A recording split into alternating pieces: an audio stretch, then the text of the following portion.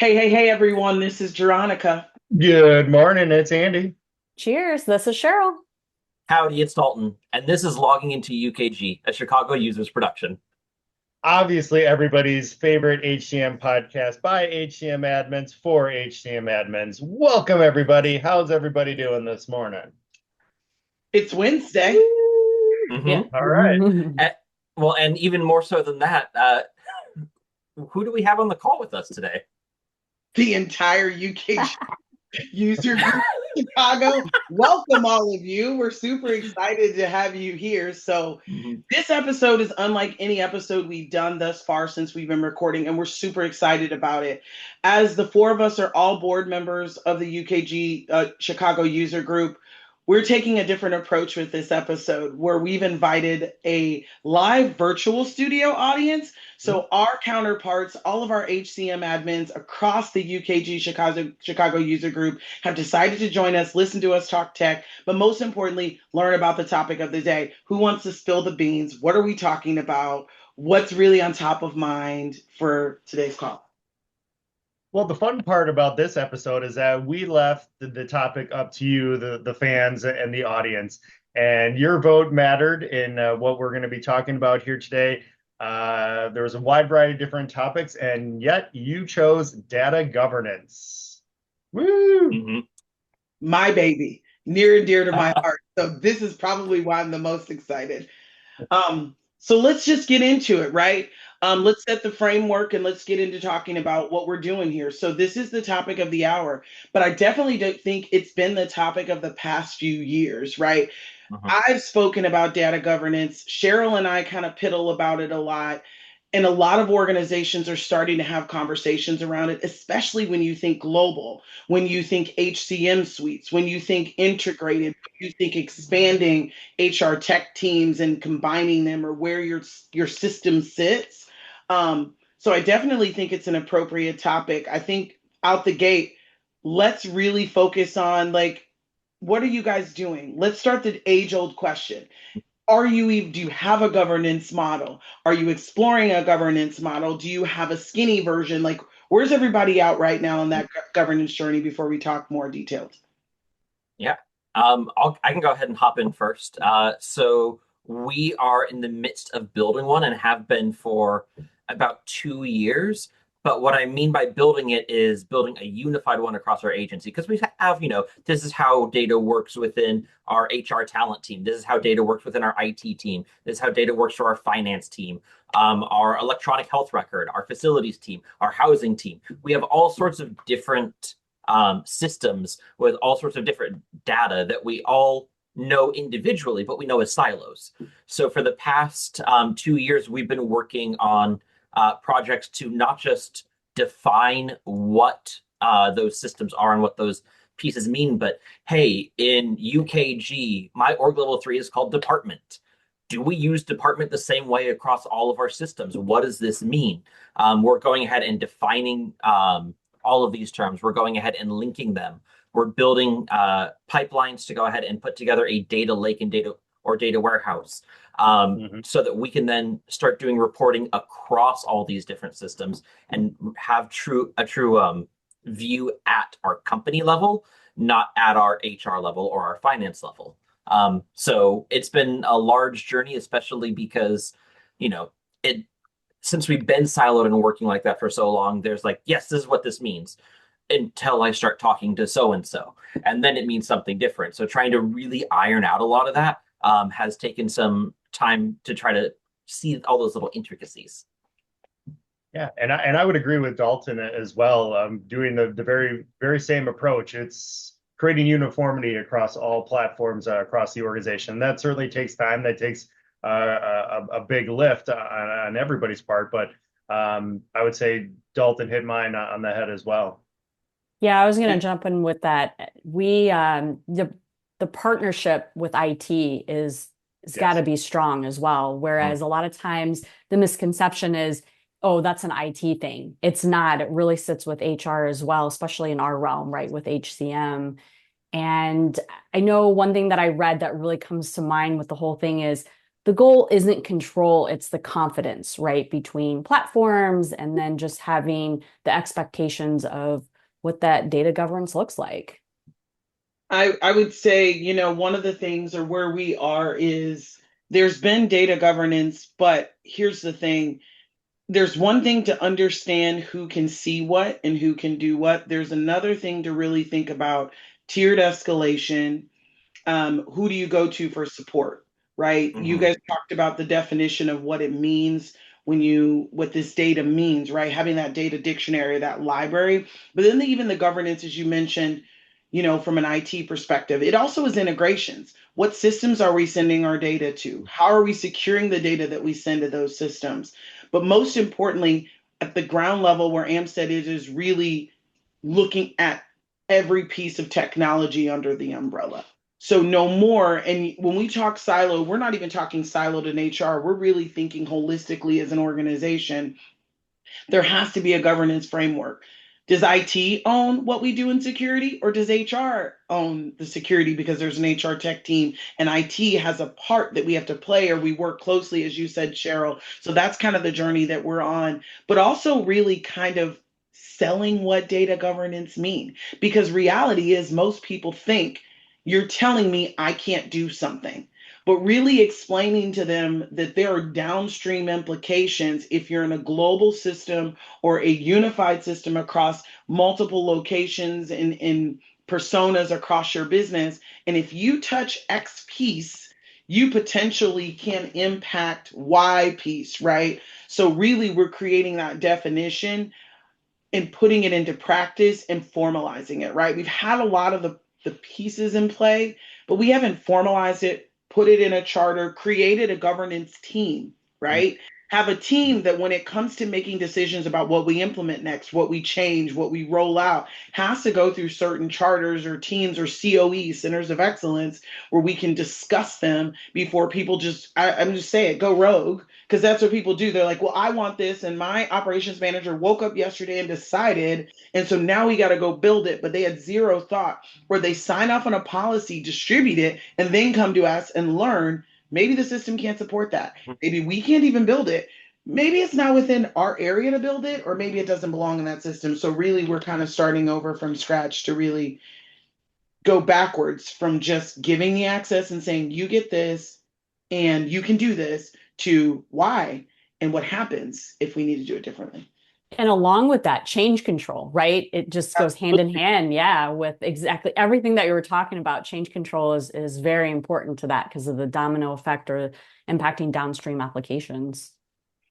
Well, and I want to zoom out real quick just because we've talked about sort of how what step of the process we're at in our companies, but we haven't actually defined data governance yet. I did go ahead and post it in the chat from IBM, what they define it as, but I want to read it out and then see, like, is there anything else that you guys are looking at where you're like, yes, and we do this, we consider this part of data governance, or hey, this is completely new to what we've been working on so far. So per IBM, they say data governance is the data management discipline that focuses on the quality, security, and availability of an organization's data. Data governance helps ensure data integrity and data security by defining and implementing policies, standards, and procedures for data collection, ownership, storage, processing, and use. It's a mouthful, but that's why I put it in chat so that it's a visualization for folks who want to be able to reference that as well. And I'll put the link in there just so there's a nice little attribution for them. So for a skinnier version, this is what I define in HRIS world, because that's really, IBM's fantastic, but for me, it's very simple. Who owns the data, who can change it, what the data means, where it flows, how it's protected, and how we know it's right. For HRIS, when I talk to my leaders, I keep it super simple and I'll put it in there because when we get to talking, like, I love it, but that's so technical. But when I go to the C-suite, they're like, what? Like, I want them to very quickly at a very skinny level. How do you get down to it? I think that's really, really key though, Dalton. So let's kind of step into that a little bit. When you started looking at it, or especially for Andy and for Dalton, where you are on your journey within your organizations of really kind of starting to less to define and do more of that? How did you start to approach that conversation? Where did you all just, and maybe you were part of the conversation, maybe you led the conversation, whatever that looked like, but how did you all start that journey for those who have not even begun really having the conversation to create kind of a data governance model? Well, I think it's important to start mapping it out. What, from a hierarchy standpoint of what sort of information makes sense across the board and what needs to be changed. So having a good blueprint of what that looks like for your organization is going to be important, an important step one. And then it's also a fun exercise to start thinking about any sort of roadblocks, especially when it comes to keeping the data clean. What sort of roadblocks are going to be in your way in order to be successful and to keep that data clean? Because good data in is only going to create good data out, as everybody on this already is aware. So what are you defining what those roadblocks are, so that way you're not caught later on down the road having a major issue, a major unforeseen issue, I should say. Mm-hmm. What about you? Our data governance is being spearheaded through one of our vice presidents in IT. Cheryl's actually had the opportunity to chat with Tim Turner. So shout out to Tim if you're listening to this at any point. But essentially what IT started with was getting together, like, we have a list of every system that our organization uses. Who's the primary driver of those systems? And let's get folks together. Yep. Now that everyone's here, we're going to have a larger group, and then we'll have smaller breakout groups for each system. But we started to go ahead and say, all right, can you get a list of all the data points in your system? Which for some of the systems was nice and straightforward. And for pulling every single data point that exists in UKG, I wanted to go cry in a corner. The next was going ahead and trying to define some of those. And we started with the big ones. We're like, all right, for us, what does an employee mean? Is everybody in UKG an employee? This is actually a question that came in chat, but I'm going to sort of touch on it because it was one of the things for us was around our org structures. For our org structures from 1 to 4, we do division, program, department, and grant. Well, we're pretty clear that a department rolls up to a program, but in other parts of the organization, they're like, well, no, program is clinical and department is admin. So we're like, well, no, that's not how we're using it. So we then started to have to go ahead and have a lot of breakouts and side conversations of, let's just get on the same page about what this means, the terms that we're using, because if we have to go ahead and define the term every time we have a conversation, we ain't going anywhere. So that was really our start, was gathering people, getting a list of a lot of our data points, and then start going through stuff of like, hey, this is how it works for us, but obviously that's not what it means for you. Can we start using the same language? So I'm going to pause here, and this is the interactive portion. Just thumbs up only, high fives, sad faces, frowny faces, whatever. How many of you, give me the positives, are actually in your organization have a data governance model or something, some sort of framework already built? I'd love to see your emojis, I'm going to call it. We've got some thumbs up here from Andy. We've got me too. I'm like Andy gave like the virtual ones. The virtual, yeah. I'm going to give like the real ones. We've got some. I'm interested in that because really this starts ground level. But one of the things that I really like to impress upon is HR tech in this world, we sometimes don't think we need it, right? So let's change our mindset there, right? Because the thing is, let's think about UKG, right? We're still a UKG shop. As they continue to expand their data, their program offerings, we'll say it that, their modules and things of that, think about all the different security. And I saw a question about security roles, which we'll talk about when we talk about, that in this conversation. But if you think about core UKG has its own set of security roles, right? But BI has an extra level on top of what core has. So that's just two out the gate. Then if you go into recruiting has additional functionality, or onboarding has additional functionality. If you're HRSD customer, if you're a OneView customer, if you're a UTA, a UTM, like you just keep tacking on every single module that they have. And even if there's a role that's in the core set of the organization, in the core module, you have to still define what that function can do. Right. As you think about it, it's not even just like, oh, great, it says we can put in a benefits role. Yeah, but what do you want the benefits users to do? What do they have access to see and do? So that becomes a part of that governance and who is in there. But then don't have workforce management. Do not have it because it's like a whole other beast if you're in that land like I am. So I think it's important to talk roles too, which I think we should get in and talk about how we've structured and how we're starting to define what role security looks like, because I saw that question within the Yeah. landscape of governance. Well, and I'm Share. gonna, yeah, I Yeah. was gonna say, nope, you're fine. I'm gonna jump in. Steve, you have a great point here with, a lot of times there might be something more formal, but maybe UKG or HR isn't included in that. And we do something informal, right? Like if you're doing audits on security access, and hopefully you're doing it at least yearly, maybe some people do it quarterly, but what happens is people will they'll move to a new position and they still have access to things they shouldn't have access to. So you might be doing some of this just informally, right?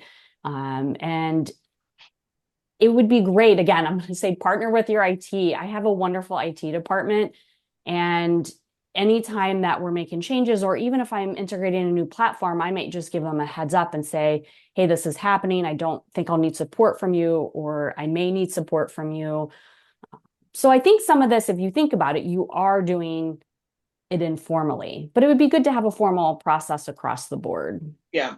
I would say if you don't have, so I have 5 IT teams because of the way Amstead is structured. And they're coalesced in some areas, and this is one they're really working hard. Now, Cheryl and I have differences on this, but not in a bad way. It's just the way our organizations are structured. And so, for those who are on the flip side, create a template, a blueprint.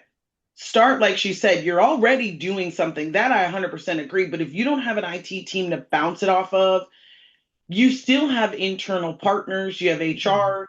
If you don't have IT, you have all these other areas, or you just put some structure in place within the systems that you support and within the users that are touching the application. So then still there can be governance. Because let me be clear, I don't own IT governance, I don't own financial system governance or ERP governance. We own HR tech. Any HR tech system that sits under our umbrella, whether it's domestic US and Canada or any of our globe, it falls under this program, right? Or it's falling under this program. But what they do in IT is their business. Now, what I do is to sit on the council. I'm lucky, like Cheryl, where I get to sit on the council and talk about it. And are we adhering to the overarching company goals around governance and security and things of that nature? But that's fairly new. Like that hasn't always been there. Like I had to beg for that seat at the table. Let me be clear. I was like, put me in, coach. Like, let's talk about this. So for those organizations that are struggling, right, with that, you can still do the work within your small area and help your teams to get to understand. And I have to say this, besides IT, please don't do this and don't include your HR partners. Don't do that because the biggest thing is they feel like it's most people, unfortunately, they feel like you're doing something to them and not for them.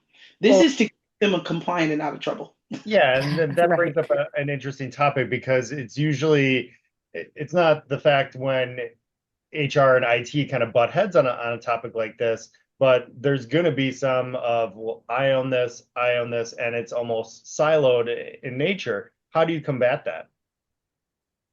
So say that again. You said them. Wait, I was like, it was so fast. And I was reading a message. Say it again, Andy. So this is obviously a sticky topic when it comes to who owns what, and we've kind of already addressed that. But from an IT versus HR kind of butting heads of this is mine, it's kind of in our silo. How do we break down those barriers and combat that?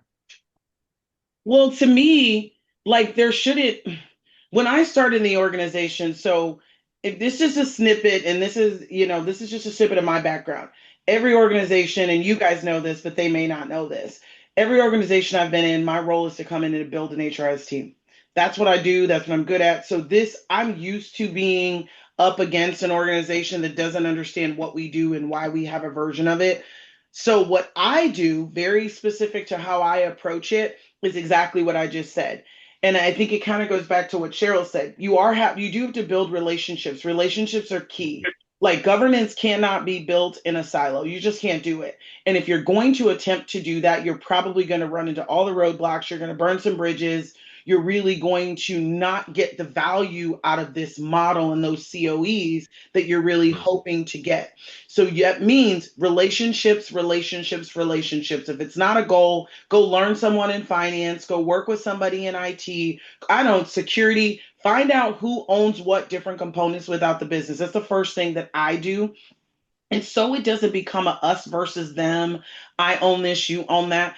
We ask questions, we learn. Like I started to understand, what does IT really own? What does finance really own? Who's the owner of the ERP system? Because guess what? Workforce management is going to integrate with ERP. Workforce management integrates with maintenance systems and so on and so forth. So those relationships matter.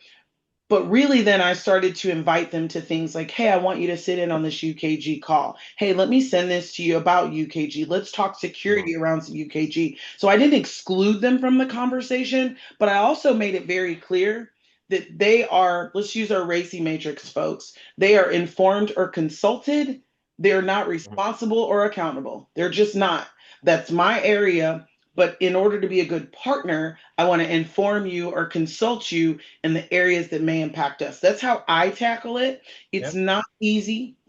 It still has problems, but I find that if I kind of just go back to that core foundation, but if I've built those relationships, I can kind of, it takes a while, but I can kind of navigate the waters, if you will.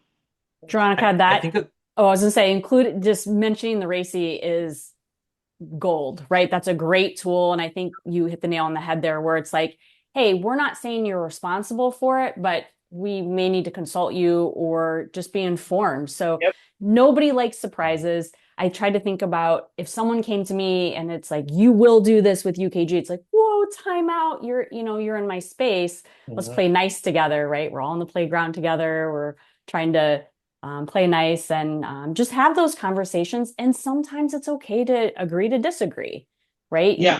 As long as you get to that common goal. And one of those comes up a lot where it's like, what is the system of record? And them be fighting words a lot of times. And so we don't use those words, but we collaborate and we come together to achieve that goal. Don't go. yeah. Yes. Well, so I think a really easy foundation to build relationships is actually something that we saw one of our previous presenters show. So I believe that Jill's on the call. So Jill, I want to shout out. You did a whole map of here's where our data comes into for your UKG and here's where it goes out to. And I think that being able to map something like that with other members of your organization for their systems and seeing how your systems interact really can lay that foundation for that partnership. Hey, if you are an employee, you're coming from the HR system first. Oh, but in order to go ahead and log into that, you need IT access. Well, but IT can only grant you that access if they know that you exist from HR. So right there, we already have a two-way street. Hey, our department levels come directly from finance because that's part of our general ledger. If those don't line up, all of a sudden our finances and our payroll aren't matching up. So it's a very easy way to start seeing the interconnectedness that already exists and realizing, hey, we have this foundation. Can we build to make that interconnectedness even stronger? Because you might be siloed in how you work, but your systems already are not siloed. So it's important to realize that and know that if you want your systems to work even better, you all have to work together. And I think most of the people who are in charge of their systems will see that immediately. So let's step into a landmine. Cheryl started it. Yeah. But we're going to see who's got a difference of opinion. I don't think system of record is a bad conversation because it's a necessary conversation. Yep. But age-old question, opinions, thoughts, who owns the data as it pertains to HR? And all the data that's under our umbrella, who owns it? What's your opinion? What are your thoughts? Because I know Cheryl. Us! I know, I'm dying. I'm like, it's us. Yeah. Because we feed Active Directory, all the changes happen in our system. And since we're all admins on here, there might be some IT people that snuck in, but you take a such sense of ownership, right? And if something is wrong, we're going to UKG to fix it. And then it goes down to those downstream applications. Let's take another deep dive into that, because I think that's very broad. Who truly owns the data? So keep it in HR now. Wherever we sit, us HRIS admins, wherever we sit, us admins, who owns the data? Is it HRGs? Is it the people that manage at the level? Is it like who truly owns the accuracy, the data quality? We maintain the technology that supports the people, and we do own the data at the highest of levels. But let's get under the hood a little bit. Who's responsible? Well, before we even get under the hood, I want to push back at the highest levels because I disagree a little bit at us owning all of it. I do. And here's the reason why. I'm going to go back to the department I talked about earlier. Our departments are our billing codes. Those are set up by finance. If it doesn't match finance, it can't connect to our general ledger. So they own those codes and feed them to our system. Now we use them. We attach them to people. The same thing with our locations. We have over 80 locations in just 5 counties. That comes from our facilities team. So we have our location information. We have a couple, fields, a couple platform config fields that are attached to each one. And what those are is determined by our facilities team because of how they go ahead and build out these facilities or restructure them or refurbish them. So I feel like a lot of our back-end business rules do come from and are owned by other parts of our organization, but the whole picture that those then create with employee data is owned by the talent HR side. So this is our organization. But that's what I think Cheryl was saying. Yeah. Like I was with Cheryl, so I totally agree. That's why I said let's go under the hood. That's not the 50-foot level. To me, that's under the hood. That's now breaking down the pieces of data. So I think you still were under. I don't think you were over, because at the highest of levels, if the system crashes and the data and the integrations break, HR tech to some degree, in my opinion, it's on us. Whether it's going to our ERP system, our Active Directory. However, take your same comment, because Jill loves it, and I saw her. She's shouting out in there. I saw the heart, which I love, and I agree with what you're saying. I think that's understood, because now I don't think I own talent data. I don't own recruiting data. Right.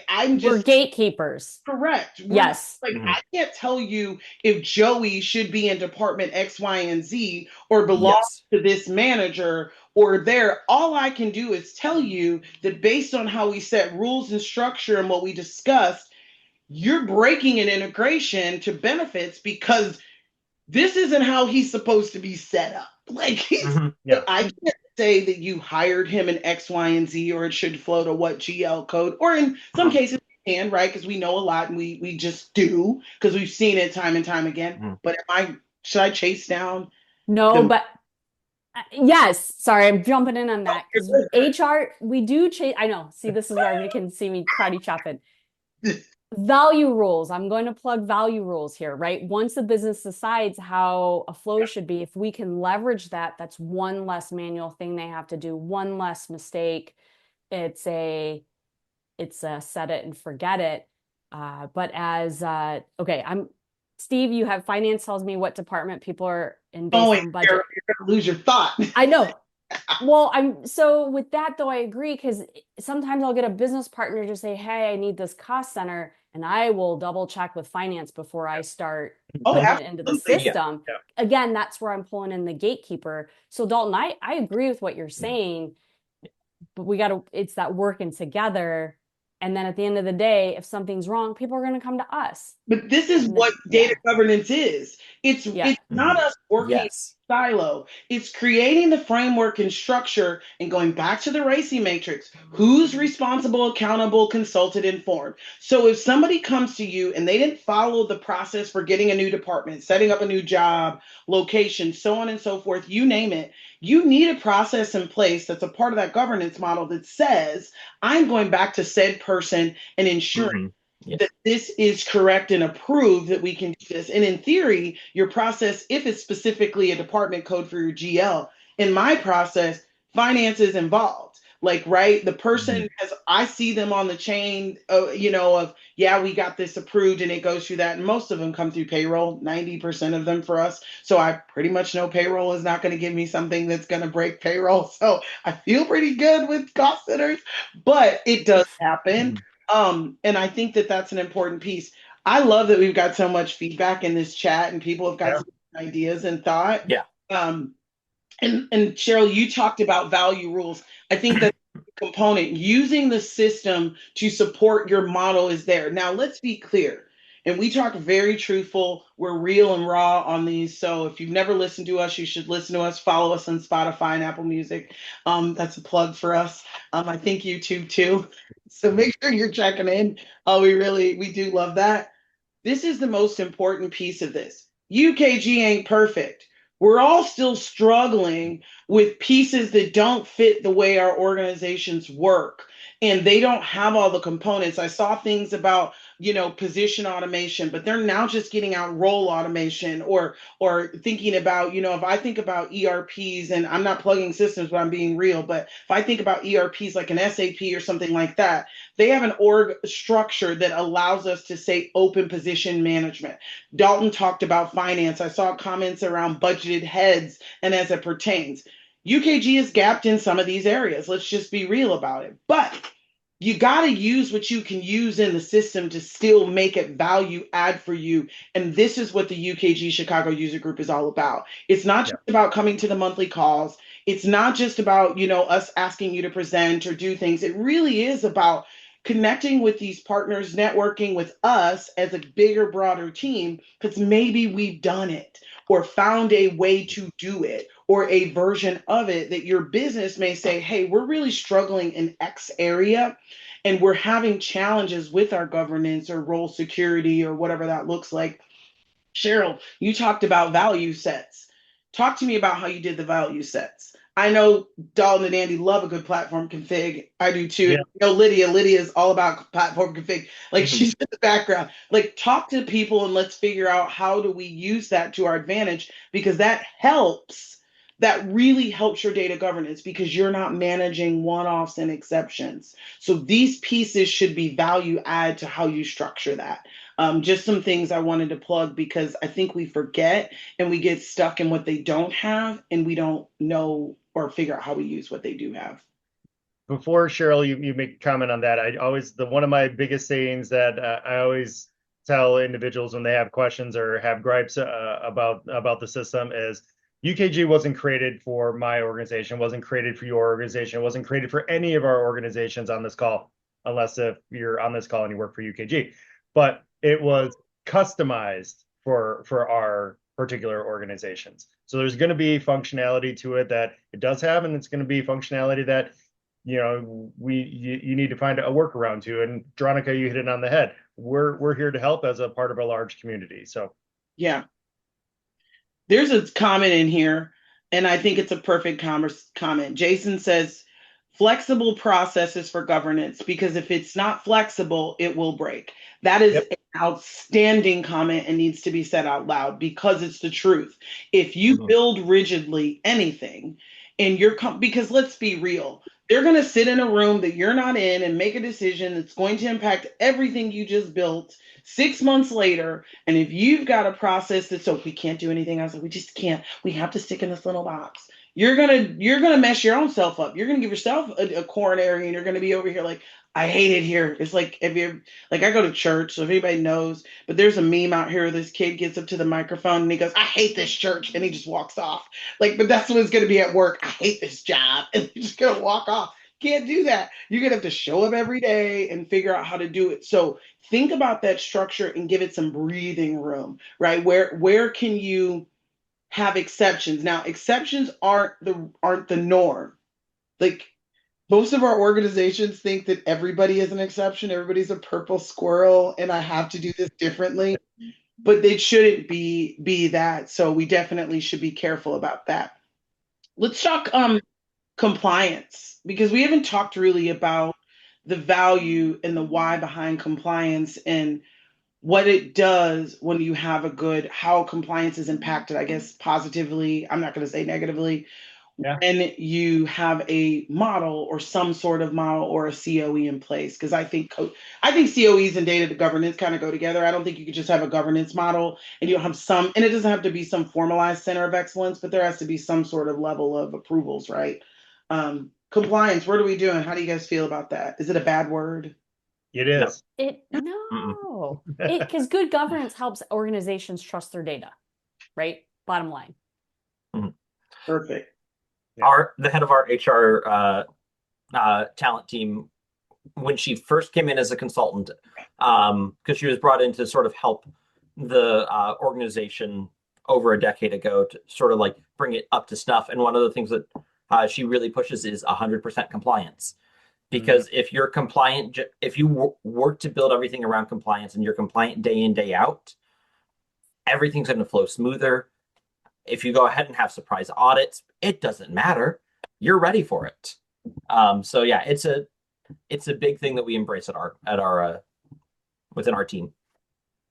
Perfect. I think that that's an important, I just wanted to plug compliance because you can't forget about it, right? Because if you think data governance, I hate to say it, you think about things that are going on, data breaches, who gets access to people's sensitive data. And I know we do our best to protect it, but just making sure that that's a part of your model and your structure and keeping that keeping that in the back of your mind, especially when you're integrating, but also when you're talking about who's approving what. Do they have authority to even approve that? Because it could be sensitive data, be it, internal sensitivity, salary, so on and so forth, or personal sensitivity. And I think there's another layer to it as well, just understanding the legality behind it from a global standpoint as well, because compliance from a data breach across the globe is going to be different in almost every single country, it feels like. So having a good understanding of what that looks like in each one of those as well. It's a great point, Andy. And you have the different types of compliance that you just touched on. Like, you have compliance with legal code, you have compliance with safety best practices, you have compliance with internal practices that you've set to go ahead and make sure that things run smoothly. There's different levels of compliance that each go ahead and impact a different part of the organization. Some of it is safety, some of it, John just put into chat, GDPR, some of it is just legal compliance, but Yeah. they all impact the organization differently if they break. Yeah. So we've talked about a lot. We've had our opinions. We've seen some questions come through. We've answered some. We've talked about some of them. I think the time is now. Team, Yeah. what do you? Yeah. Time is now. Absolutely. All right. If you've got a question, don't all jump in it at once. I'm just kidding. Please do. We'll hold you off if you do. Love to see you come on camera if you feel comfortable doing that.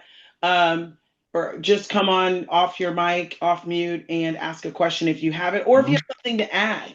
Like we're not opposed. We absolutely want to hear from you all. We've had a lot of great feedback. Now, get in before we questions and value add. Right. I mean, don't John H, you've been blowing up the chat here, so come on down. Yeah. that's right. Test it on The Price is Right. Yeah. That's a good reference. I love that show. There he is. There he is. I'm just going to ask the same question. I think Dalton's the only one that actually answered it. And just out of curiosity from the remaining three, how do you use your 4 org structures within UKG? And then how successful has your organization been when it brings in either a new system or the existing systems? Do they actually mirror, or are you doing any steps to try to get them to align better than what they currently are? So I can start with that. And I say this with any integration platform, whatever it is do a current state and a future state before you just take crap and put it into a system or move it to a new system, because crap in, crap out. And this is your time to evaluate, what you want it to look like, and taking what you're currently doing and putting it, leveraging a platform isn't necessarily going to make it better. So that's my one thing always, is just look at the current process. And sometimes you do have to change to mold to what the platform does to maybe reduce manual work.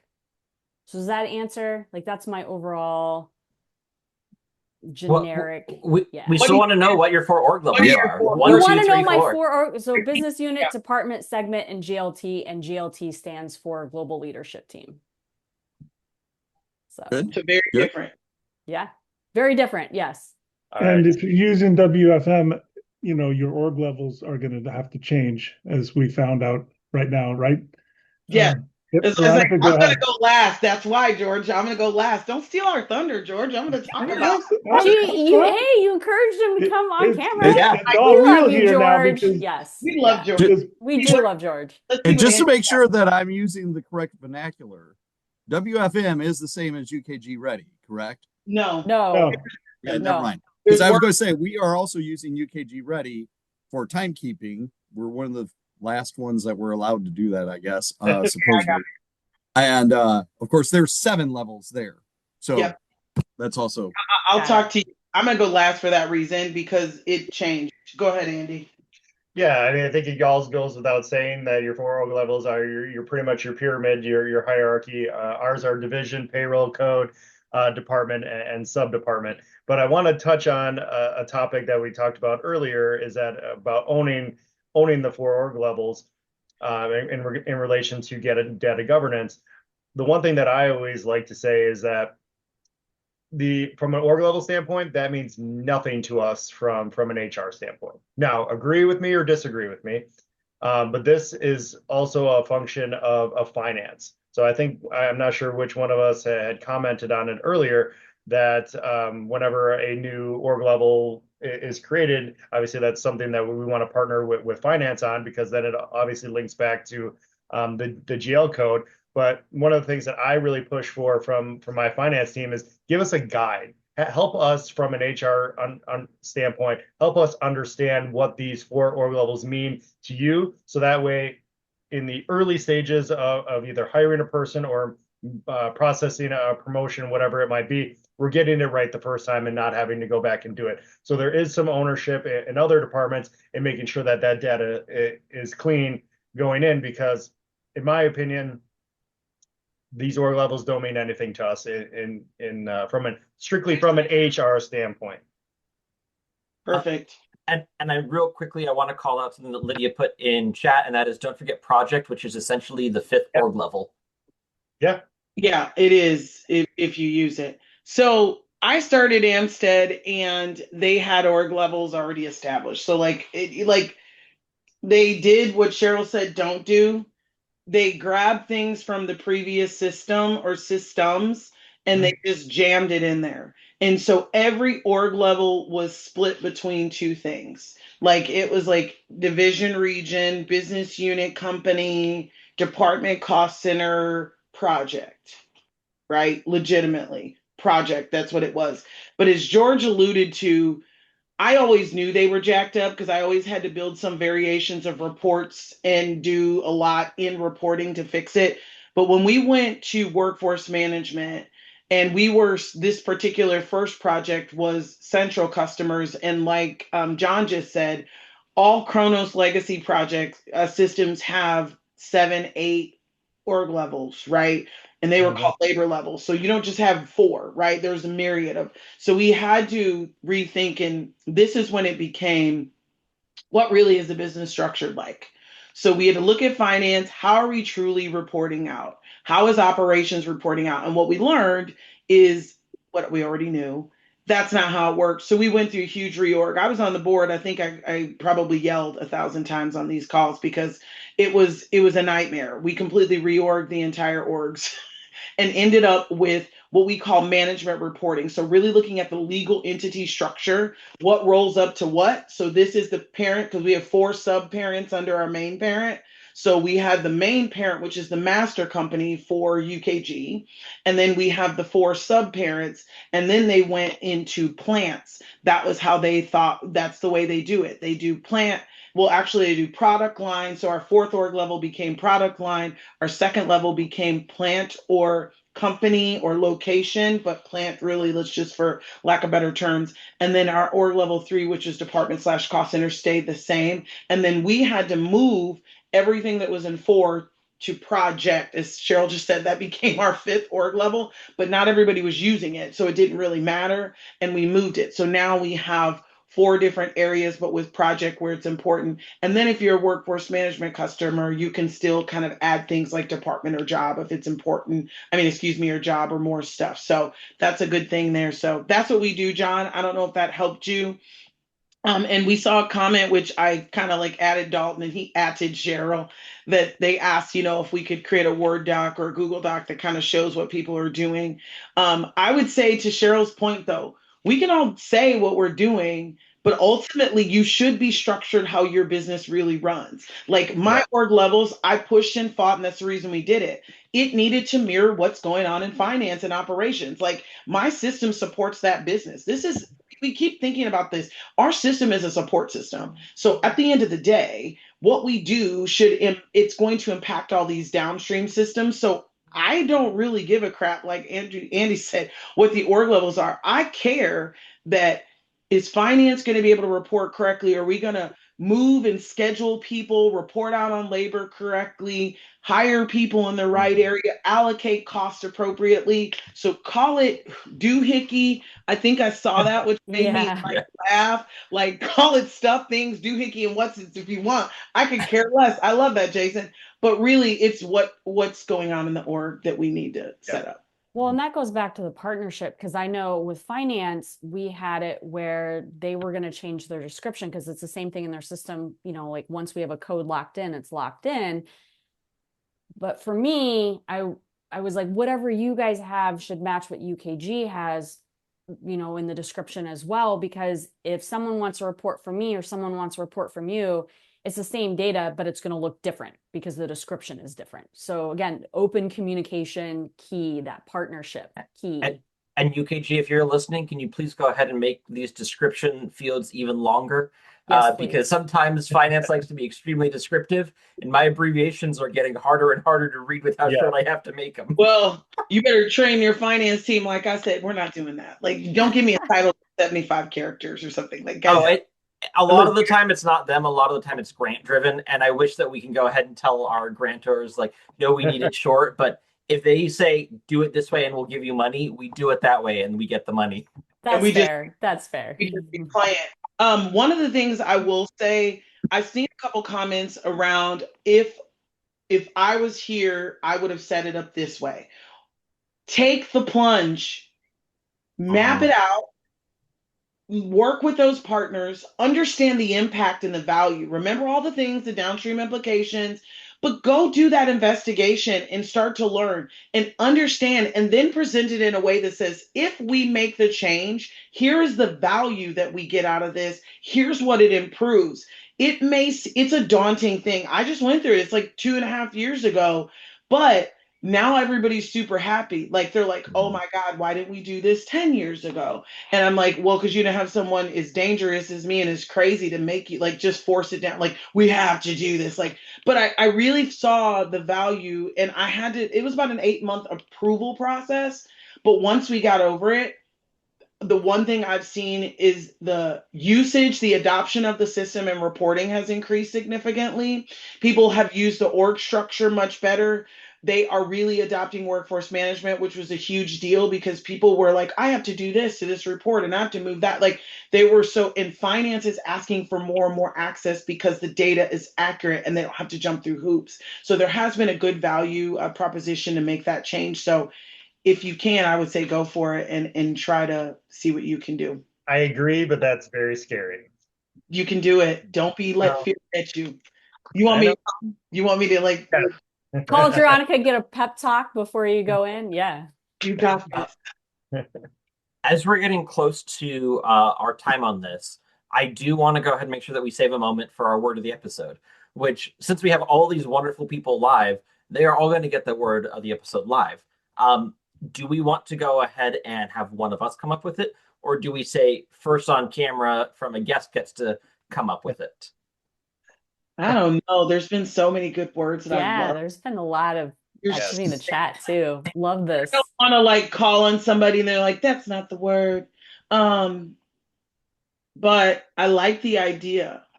Like, give us an idea. Put some words in the chat that should be for the episode. And then we're all gonna just parameters here, folks. We are looking for one word.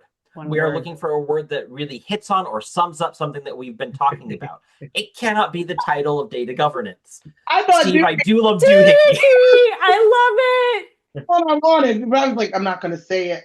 But doohickey was like, I think it should be doohickey. Like, Well Because you done. wouldn't know it if you weren't, Yeah. paying attention. So, Jason, thank you for providing doohickey in the chat originally. Steve, thank you for the callback. Our word of the episode is doohickey. For those who are new and don't know what that is, on our normal monthly calls, we do end with a quiz. There is a chance for gift cards in there. And essentially, this will be one of the quiz questions. So expect to see this in the August if you're there, quiz. you get it Doohickey. yeah. Who Doohickey. can type it the fastest is now going to be the game. Right. That's right. Got it. I want that card. Anyone have any last questions before we finally wrap up? Any comments or anything? We want to make sure, because we know we spent some time on org levels. All right. I was going to say, let us know if you want us to do this again for one of our user group sessions. We appreciate your feedback always.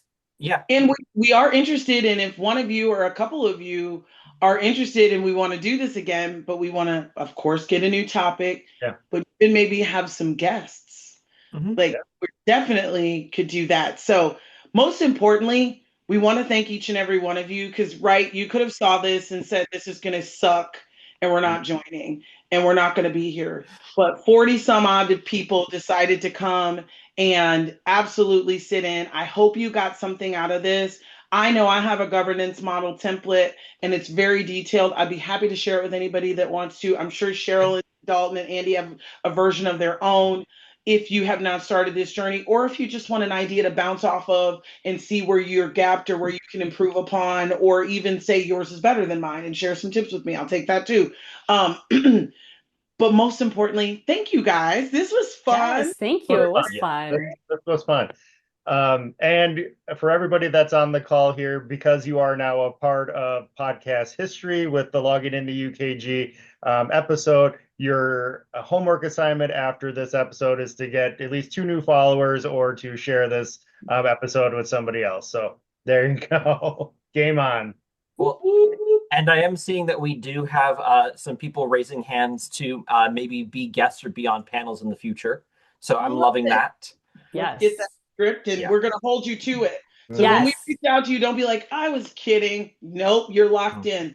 We're calling you. Plus, I see some requests for the data governance template. So if we're willing to share team, I'm willing to share mine. It's pretty base level. It's not base, it's pretty robust, but you can do with it as you will. This is fantastic. This was a great episode. We want to thank each and every one of you. We also want to thank our podcast hosts for everything that they've done. They've been fantastic. All right, Dalton. We've got the QR code. Don't forget to share, log in. And he said, subscribe, listen. John, go listen to yourself. You and George, you guys made it. You made it. All right, Dalton, take us home. All right. Thank you all so much for listening. We really appreciate you, not just listening, but for those of you live on the call, it was fantastic. I'm looking forward to doing this again. This has been a Chicago User production, logging out. Thanks all. Everybody. Thanks, everyone. Have a great day.